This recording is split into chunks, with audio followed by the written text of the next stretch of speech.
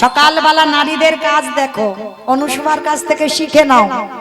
সকালবেলা স্বামী উঠেছে, সবার আগে সংসারের কর্ম সারার আগে ওই জলটা স্বামীর চরণে দিয়েছে। সবার আগে স্বামীর চরণ ধৌত করে ওই চরণ ধৌত করা জল অনুসভা পান করেছে। কি গো সবাই করো তো? বলে দূর, পা ধোয়া তো দূরের কথা, প্রণাম টনামের বালাই নাই, আবার পা ধোয়া। আমরা কি করে সতী হব? হ্যাঁ, ওই জন্য তো অনুসভার নামটা একেবারে বাবা শ্যাম হয়ে গেল, তিনিই ছিল সতী।